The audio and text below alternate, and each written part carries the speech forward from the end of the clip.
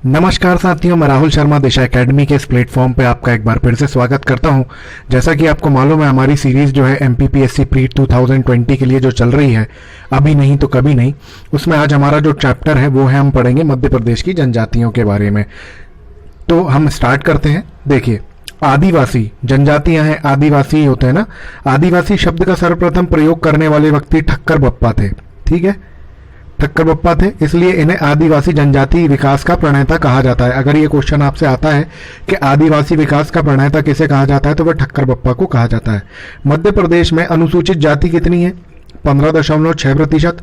और अनुसूचित जनजाति का जो प्रतिशत है, इसलिए वो है 21.6%। ठीक है, मध्य प्रदेश में सर्वाधिक जनजाति संख्या वाला जिला जो है वो धार है। जनजाति संख्या वाला जिला जो है धार है, किंतु सर्वाधिक जनसंख्या जनजाति वाला जिला जो है वो है आपका झाबुआ। देखिए क्या होता है, जहां पर बहुत सारी जनजातियां रह रही हैं, ठीक है, अलग अलग जनजातियां, वो होता है आपका जनजाति संख्या वाला। और जनजाति जनसंख्या आप समझ ही गए होंगे, जहां पर पॉपुलेशन जनजातियों की ज्यादा होगी वो जनजाति संख्या हो जाएगी। तो मध्य प्रदेश में प्रत्येक 5वां व्यक्ति जनजातीय है, ये ध्यान रखिएगा। मध्य प्रदेश में प्रत्येक 5वां व्यक्ति जनजातीय है, और भारत में हर 13 में से हर 13वां व्यक्ति जो है वो जनजातीय आपको मिलेगा। चलिए, अब ये देखिए, मैंने मैप के थ्रू थोड़ा सा बताने की कोशिश की है यहाँ पे। देखिए, ये एरियाज हैं, ठीक है, और एक काम कीजिए, आप इनका स्क्रीनशॉट ले लीजिए इसका, तो आपको चीज़ें ठीक से समझ में आ जाएंगी। स्क्रीनशॉट ले लीजिए, मैंने यहाँ पे सारा लिखा हुआ है, क्योंकि मैं आगे तो ये पढ़ाऊंगा ही आपको अभी। ठीक है, चलिए आगे चलते हैं। तो सबसे प्रमुख जनजाति जो है, हम बात करेंगे गोंड जनजाति की। देखिए दोस्तों, गोंड जनजाति जो है ना, ये भारत की सबसे बड़ी जनजाति है। ये देखिए लिखा हुआ है, ये भारत की सबसे बड़ी जनजाति है तथा मध्य प्रदेश की दूसरी सबसे बड़ी जनजाति है। ये मध्य प्रदेश में नर्मदा नदी के दोनों तरफ प्रमुख रूप से निवास करती है। मतलब जो नर्मदा सोन घाटी वाला क्षेत्र है, उसके नीचे जहां सतपुड़ा मैकल श्रेणी पड़ती है आपकी सतपुड़ा श्रेणी में, और उसके ऊपर आपके मालवा के पठार तरफ ये मुख्य रूप से रहते हैं। अब प्रमुख जिले कौन कौन से देखो, मंडला, बालाघाट, बैतूल, छिंदवाड़ा, डिंडोरी, शहडोल, अनूपपुर, ये प्रमुख जिले हैं जहां पर ये वास करती हैं। ठीक है, अब ये गुड़ लिखा गया यहाँ, गुड़ नहीं गोंड है। ये गोंड शब्द की जो उत्पत्ति है ना, वो गोंडा नामक तेलुगु शब्द से हुई है, जिसका अर्थ क्या है? पहाड़ियों पर रहने वाले लोग। गोंडा नामक शब्द से इनकी उत्पत्ति हुई है।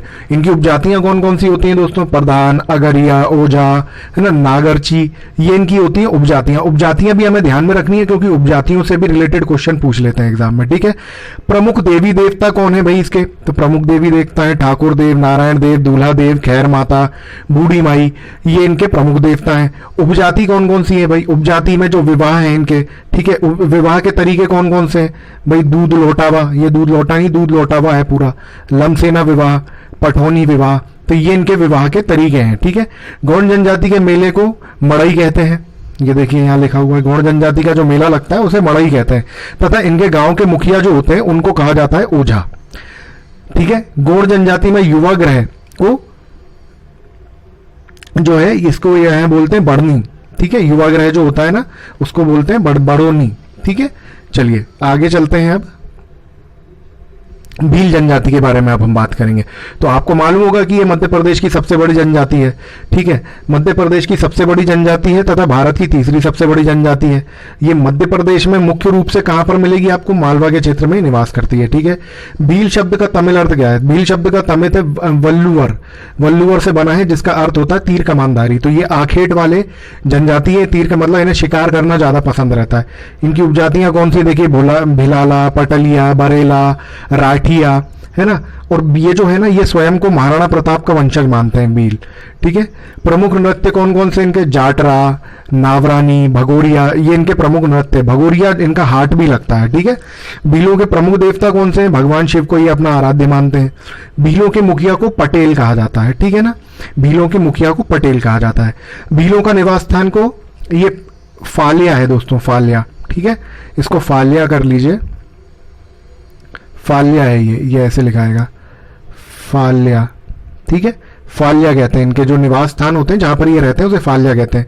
ठीक है, भीलों में मुख्यतः जो रहता है ना, भीलों में मंगनी विवाह, घर जमाई, नातरा, भगोरिया आदि विवाह प्रचलित हैं। इनका मेले को भी भगोरिया कहते हैं, और इसमें एक भगोरिया विवाह भी होता है। ठीक है, प्रमुख नृत्य कौन कौन से इनके भाई? कर्मा, फिल्मा, सैता, बड़ोनी, सुआ, ये इनके जो है ये इनके प्रमुख नृत्य है। अब प्रमुख इनका जो भोजन है वो है पेज। ये बनता है चावल से, चावल का माड़ जो रहता है ना कायदे में, उसी को ये लोग पेज बोलते हैं। अच्छा, आपने देखा होगा स्टार्टिंग में ही वहां पर लिखा हुआ है कि एमपीपीएससी 2020 के लिए फ्री नोट्स जो प्रोवाइड हो रहे हैं, उसके लिए आपको करना ही है दोस्तों। देखिए ये जो मेरा नंबर लिखा हुआ है ना यहाँ पे, आपको चैनल सब्सक्राइब करना है, बेल आइकन प्रेस करना है, वीडियो को लाइक करना है और कमेंट में लिखना है एमपीपीएससी 2020। ये 3 स्क्रीनशॉट लेके आपको मुझे इस नंबर पे व्हाट्सएप कर देना है। आप जैसे ही व्हाट्सएप करेंगे मैं आपको अपने ग्रुप में जोड़ लूंगा। टेलीग्राम का ग्रुप है मेरा, और मेरे और दूसरे टेलीग्राम के ग्रुप भी हैं दिशा एकेडमी के, उनकी लिंक डिस्क्रिप्शन बॉक्स में नीचे डली हुई है, आप वहां से ज्वाइन कर लीजिएगा। आप जैसे ही वहां पर मुझे स्क्रीनशॉट भेजेंगे मैं आपको अपने ग्रुप में ऐड कर लूंगा, और उस ग्रुप में प्री का मटेरियल पूरा फ्री में मैंने अपलोड किया हुआ है। मेरे उस ग्रुप में डेली बेसिस पे क्विज होते हैं, शाम दोपहर के 3 बजे, 5 बजे, शाम के 7 बजे, रात के 9 बजे। और अभी मैं वहां पर बिल्कुल टारगेट वाइज, मतलब आप लोगों का जो सब्जेक्ट है ना, बिल्कुल सिलेबस के वाइज टेस्ट सीरीज वहां पर शुरू करने वाला हूं। चलिए आगे चलते हैं। हमारी दूसरी जनजाति है, उसका नाम है बैगा जनजाति। देखिए दोस्तों, जो बैगा जनजाति है ना, इसको विशेष रूप से भारत सरकार ने पिछड़ी जनजाति का दर्जा दिया हुआ है। 3 जनजातियां हैं, बैगा, सहरिया और भारिया। तो जनजाति जब हम पढ़ेंगे तो भील, बैगा, सहरिया और भारिया, ये 4 तो हमें मुख्य रूप से पढ़नी ही है अच्छे से, क्योंकि 3 को तो आपको प्रमुख दर्जा दिया हुआ विशेष पिछड़ी जनजाति का, और एक आपकी मध्य प्रदेश की सबसे बड़ी जनजाति है। ठीक है, देखिए मध्य प्रदेश की तीसरी सबसे बड़ी जनजाति है, ठीक है, जो अति पिछड़ी जनजाति में आती है। इस जनजाति के प्रमुख जिले कहाँ कहाँ है? बालाघाट, मंडला, डिंडोरी वाले एरिया में ये रहती हैं। उपजातियां हैं इनकी बिजवार, भरोतिया, नरोतिया, रमैना, कटमैना, नाहर, ये है इनके उपजातियों के नाम। प्रमुख देवता कौन है? इनके प्रमुख देवता बूढ़ा देव। ठीक है, प्रमुख नृत्य कौन कौन से भाई? कर्मा नृत्य, भिलमा नृत्य, सैला, बड़ोनी, परधोनी, फाग, गोंडी, ये सब किसके हैं? ये बैगा जनजाति के प्रमुख नृत्य हैं। बैगा नाम भाई पुस्तक जो रचनाकार थे बैरियर एल्विन, उन्होंने एक पुस्तक लिखी थी, खासकर कि वो बैगा जनजाति के ही ऊपर बनाई थी उन्होंने पुस्तक। तो ये बहुत इंपॉर्टेंट पॉइंट है, इस पॉइंट को आप लोग नोट कर लीजिएगा। देखिए मैं अपने जो मेरे वीडियो रहते हैं, उस जो वीडियो मैं बनाता हूँ ना, उसमें बहुत सारी जगह से इकट्ठे करके नोट्स का मैं सार निकाल के वो वीडियो बनाता हूँ। तो ये जो पॉइंट मैं आपको बताता हूँ ना, ये पॉइंट आपको कहीं और देखने को नहीं मिलेंगे ज्यादातर। ठीक है, बैगा नामक पुस्तक के रचनाकार कौन है? बैरियर एल्विन, जैसा मैंने बताया। बैगा जनजाति कृषि के तरीके, जो बैगा जनजाति होती है ना, इनके कृषि के तरीके को बोलते हैं झूम खेती।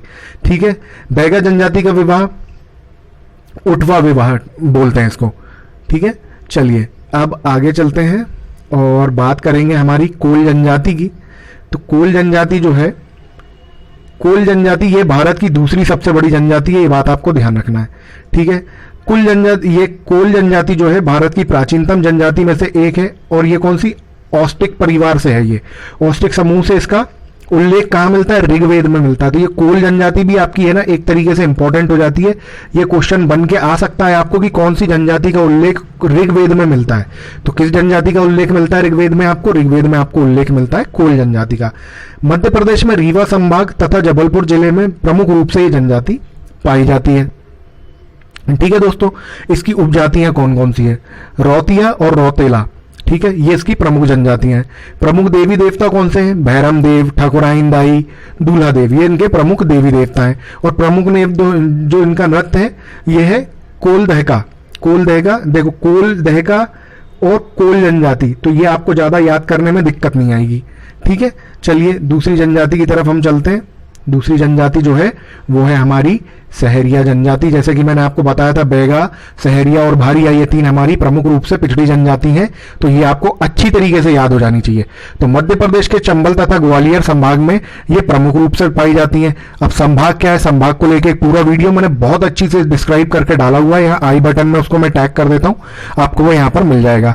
सहरिया जनजाति के जो मुखिया होते हैं इनको बोला जाता है पटेल। ठीक है, पटेल बोला जाता है। यह जो है, यह जनजाति भी, ये जो जनजाति है ये भील को अपना बड़ा भाई मानती है। ये जनजाति भील को अपना बड़ा भाई मानती है। और एक चीज मैं आपको और बता देता हूँ, भील को अपना बड़ा भाई मानती है। इनके मुखिया को भी पटेल बोलते हैं और भीलों के मुखिया को भी पटेल बोलते हैं, मैंने अभी आपको पढ़ाया था। इसलिए तो ये आपस में इंटरकनेक्टेड हो गई। तो भाई ये बड़ा भाई मानते हैं अपना, आपको ये ध्यान रखना है। ठीक है, और ये प्रमुख नृत्य जो है इनका दुलदुल घोड़ी और लंगड़ी नृत्य जो है इनका प्रमुख नृत्य है। बात करेंगे आप भारिया जनजाति की। ये भी प्रमुख रूप से विछड़ी जनजाति है, मैंने 3 बताई आपको, बैगा, सहरिया और भारिया। तो भारिया जनजाति के बारे में बात कर लेते हैं। ये भारत के द्रविड़ परिवार से संबंधित है। ये मध्य प्रदेश में प्रमुख रूप से छिंदवाड़ा, बैतूल, सिवनी, जबलपुर तथा होशंगाबाद क्षेत्र में निवास करती हैं। अब ये किससे संबंधित है, यहां पर देखिए आप, द्रविड़ परिवार से, ठीक है। तो ये भी इंपॉर्टेंट हो जाता है। तो मैं आपको बोल रहा हूं कि भील, सहरिया, बैगा और भारिया, ये 4 जनजातियां अगर आपने पढ़ ली, आपको सारी एक बार सरसरी निगाह से देख लो, लेकिन ये 4 प्रमुख रूप से अच्छे से आपने अगर पढ़ ली, क्योंकि भैया क्वेश्चन यहीं से बनता है। प्रीवियस ईयर के क्वेश्चन पेपर आप उठा के देख सकते हैं, आपको मेरी बात समझ में आ जाएगी। चलिए आगे बात करते हैं।